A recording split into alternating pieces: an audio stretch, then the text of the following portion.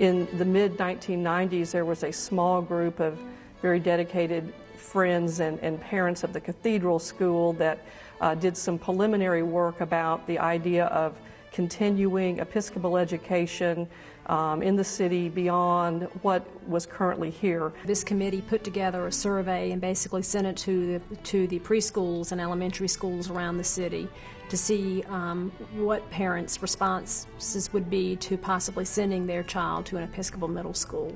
And there seemed to be a lot of interest in a school of that type. Now that we know there's interest in creating a school, how do we build it? How do we fund it? What would it look like? Where would it be? When you think about starting a school from scratch, it's a pretty daunting task. In February of 1997, Andy Jackson, who was president of our steering committee, presented to the Executive Council of the diocese our written proposal for what the school would look like. To our great disappointment, the Executive Council declined to support our desire to continue our work and to start a school. Within a very short time, in fact, it might have been within a day, the senior warden of Trinity Episcopal Church contacted us and told us that the church would be our sponsor. One of the things that the parish said to us, yes, we will be your sponsor, but we want you to go forward and come up with documents to ensure that you are completely separate from the church. They wanted us to be separate physically, legally, and financially. And, you know, the unstated message there was, if you fail, we don't want to be responsible. In 1998, Frank Park and I were asked to co-chair the capital campaign. We didn't have a physical plant. We were wanting a first-rate curriculum. We wanted an impressive faculty, and we didn't have any of that. A small group of us went down to meet with Mr. Jack Stevens in his office. And we met with him to talk about our vision and our plan for the school. And he was so supportive and so encouraging to us. And we talked to him about what we wanted this school to be and our dream for the school. He just really believed in us and wanted to help us. You know, Dad was always very involved and committed to education in the state of Arkansas, and I think he watched how committed we were to the school, and with his grandchildren, you know, going there, I think he thought it'd be something great to get behind, and thankfully he did. And at the end of the campaign, we were very excited that we had raised $3 million. Shortly thereafter, Mr. Stevens made a significant gift to the school, which enabled the Board of Trustees to purchase the land on Cantrell Road and begin construction. We needed about 30 acres, 35 acres to have all the facilities that we would need. The consultant told us early on if we didn't have all sports, we would have a fantastic girls' school. The site had several problems with it, not the least of which was a railroad down the middle of it and high-tension power lines above it. And it was below the floodplain by about 4 feet. The site would have to be raised by 4 feet. It did cost a lot of money to move the power lines and fill in the creek and all that, but 10,000 truckloads of Donafill later, we were done. Once it was completed, I don't think anybody believed how wonderful this site looked, and it's really a credit to the city of Little Rock, and just took an eyesore and made it into a long-lasting, really beneficial project and a contributor to the city. Mr. Stevens' gift allowed the dream of a new school to become a reality.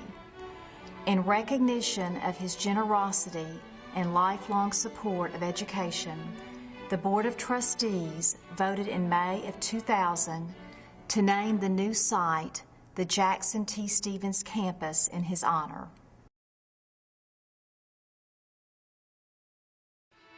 I think in the beginning there was not anybody that was serving on the board that knew exactly how involved the commitment level was going to be. Really, it was just sort of a group of families that banded together and decided that we would attempt this, and I don't think any of us sort of had a long-term vision of what we were in for. We thought that the easy thing was to find the site, build a school, and open the doors, and we found out that that was just getting us started good. There have been a lot of challenges.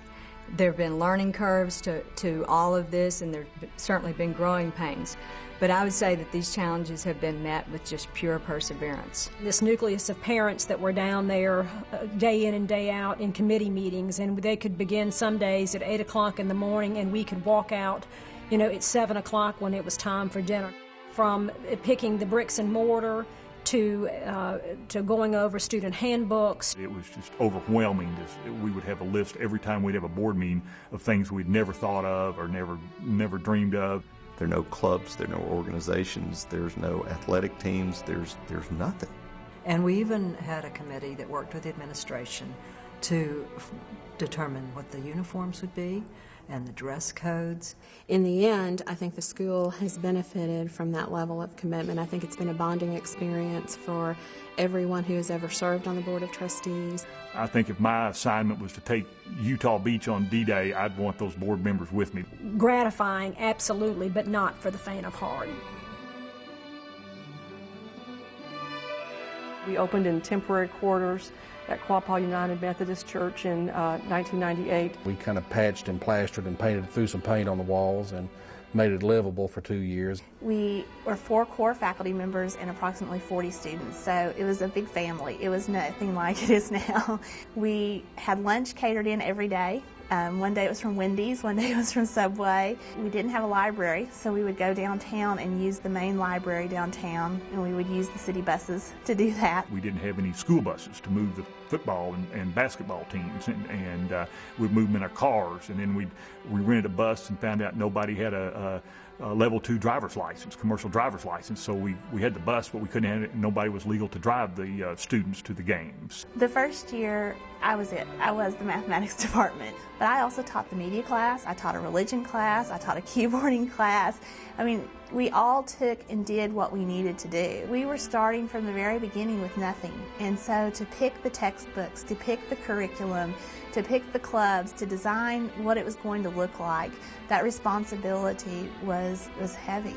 The challenge was right at first discovering maybe things that we didn't have in place that we needed to. We're just growing a school. We've just got to be calm about this and do what we can and keep working because that's what we're doing. The challenges of any startup situation are really too numerous. I mean, you could do a full-length feature movie on the challenges I think that Episcopal faced.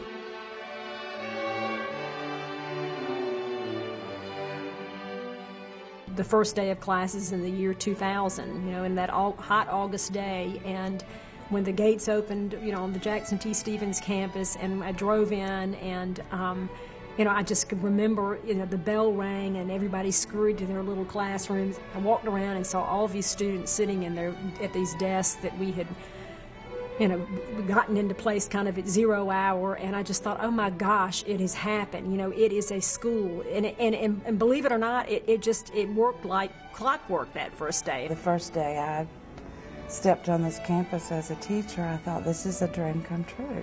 We've been very fortunate that we've had administrators at every step along the way that were what the school needed at that time. We operated the first 2 years as the Cathedral Middle School, and during that time we shared, even though we've always been 2 separately incorporated schools, we shared an administrator and some administrative functions, and we were very fortunate that we had Tommy Warren at that time, who had been leading the Cathedral School, and just expanded her role to include being the head of the Cathedral Middle School.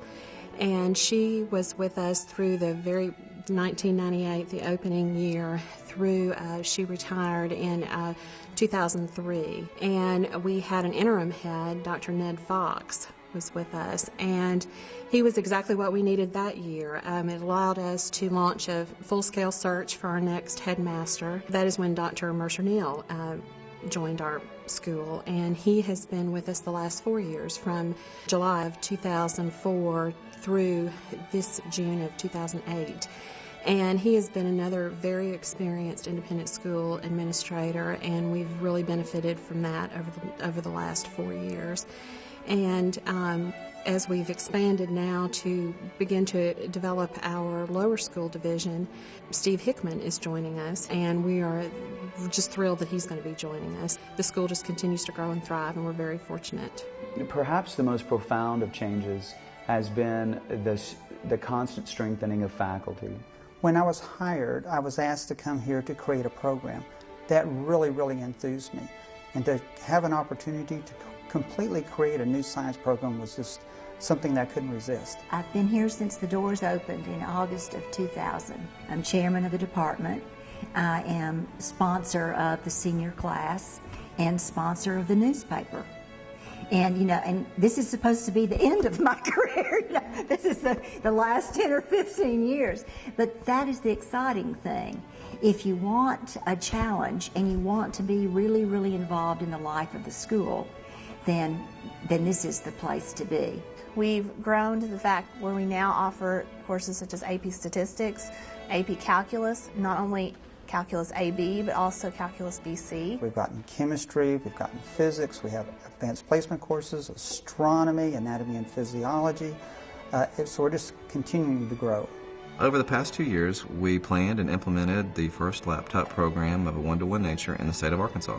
We're very excited to have done so and be part of the visionary change for the state in using technology in this way in the curriculum, as it allows the students much more flexibility to engage with that curriculum in ways that are creative, to increase their communication, to be able to problem solve and think critically with this tool. When I first came to campus, we had a theater program and a choral music program and also a dance program. And the theater program was really fairly strong when I came. That was the strongest of the fine and performing arts programs that we had. And the choir program, I had 8 students when I came to campus. The next year, I was able to, specifically to choral music, I was able to create a choir of over 30 singers.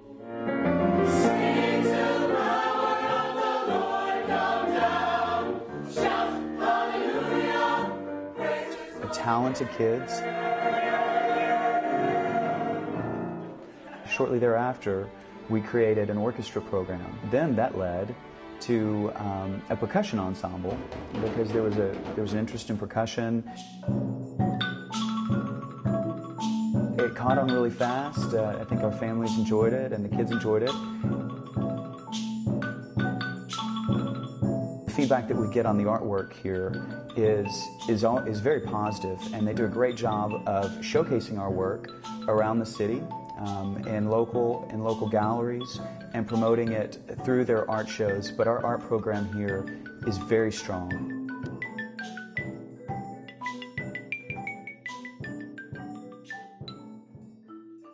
Students returned to the Stevens campus this year to learn that they no longer attend the Cathedral School.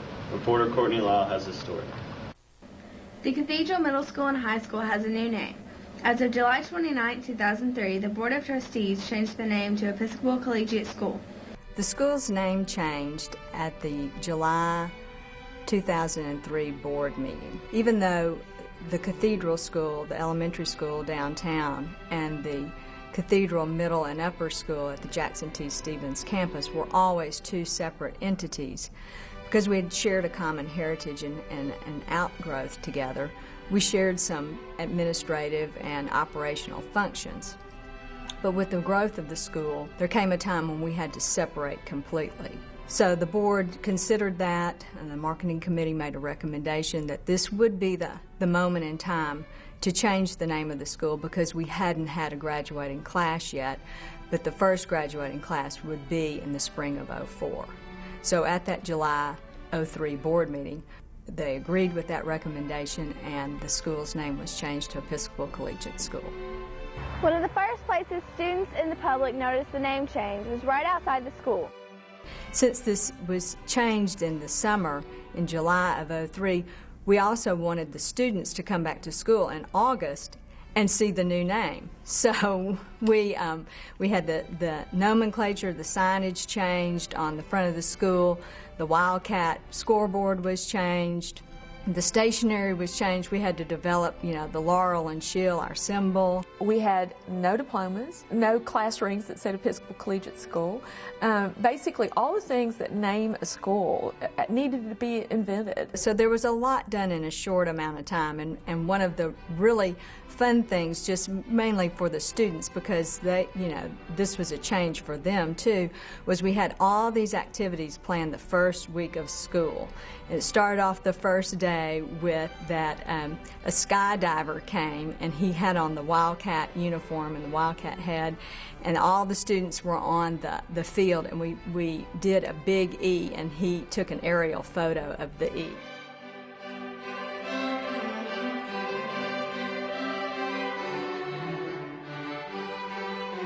We went from 3 clubs and 3 sports the first year or so. Now they have over 30 clubs and organizations. Some are most are national, but some are ones that have grown out of student interest. They went to faculty members and said, hey, would you sponsor, a foreign language club or an ultimate frisbee club or a quiz bowl team? All right, in first place in Class 3A to Episcopal Collegiate High School, and a check for $3,200. In 2001 probably was our first year that we started chess, and there was a lot of little students who were interested in it. We only had 9th graders at that time, and a bunch of them got together and said, let's form a chess club. We did, and then we got an invitation to go to the regionals, and we went to the regionals, and lo and behold, we won first and second place individually and won the team trophy. And ever since then, we've gone to state every single year. These are the things you just expect to have naturally as a high school student. And yet we were doing it for the first time. Very challenging. But a lot of clever people worked very hard, put together some great programs, and it created a lot of morale-boosting, positive momentum for this school. I remember our first real pep rally was so much fun because we sort of felt like, okay, well, now we're a real school. We're having pep rallies and homecoming dances and everything just like a real school. And that was the 2003-04 school year. It was a year of so many firsts, but that was really fun because the kids just exploded with enthusiasm. The number of students that participate in athletics here at Episcopal range somewhere between 70 and 80%. That's really exceptional for a school this size. I think that's part of our philosophy. We want the kids to play. I played volleyball, basketball, and track. When we started out, there were guys that played, 4 sports even, and now I don't know if that's even possible to do, but back when we first started, that's what we had to do to have the teams. From that initial beginning of 4 sports, we have grown over this 10-year time. In the fall, we play football, we play volleyball, golf. Tennis has been moved to the fall. We've added cross-country recently, and we have a cheerleading squad that now will move into a sport aspect with the next coming year. In the winter, we play basketball. In the spring, you have boys and girls soccer, baseball, softball, and track and field for both boys and girls. Every kid that wants to play a sport in this school gets the opportunity to play. We have 6 state championships already, and probably 6 to 8 to 10 state runners-up. So we are still very competitive, whether they win, whether they lose, whether they're outmanned, it doesn't matter. You're on the floor to test your skills. My proudest moment, I believe, was our football team. We had, throughout the years, historically, we'd never won a game, not even close. For the first, 5 or 6 years, we had losing records every year. Got beat up pretty bad, but we stuck with it, and by the time our grade were seniors, we've been playing together for about 6 years, and we ended up going undefeated into the playoffs and making it all the way to the semifinals. It just brought so much enthusiasm and school spirit to the surface that the academics are a wonderful thing, and that's why we're there, but every now and then it's nice to win on the athletic fields too.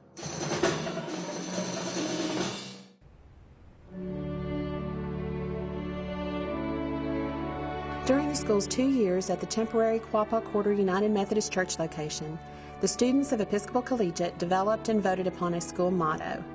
The motto of respect, reverence, and responsibility was chosen to encapsulate the ethos of Episcopal Collegiate School, and it is a motto that has been valued by the student body since the school's beginning.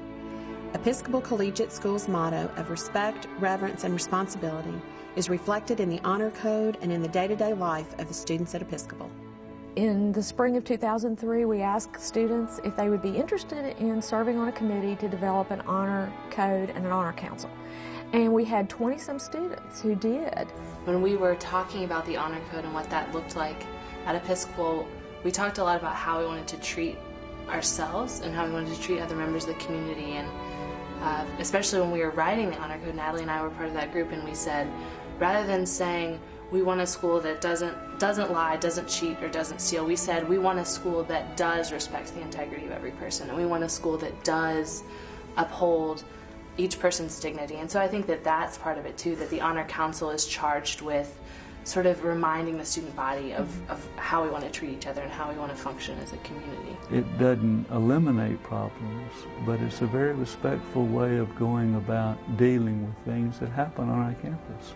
It works, and it makes the culture of the school very, very special and distinctive, I think. I think a big part of the character development centers around chapel. It's something that is the glue, I think, that holds our community together, and it helped us build community. There's a small liturgy that we have. We sing a hymn or two, have scripture reading, and then we have a program every day. The speaker or the performance or whatever that little 7 to 10 minute program is different every day. The chapel talks, Yeah. the chapel Absolutely. talks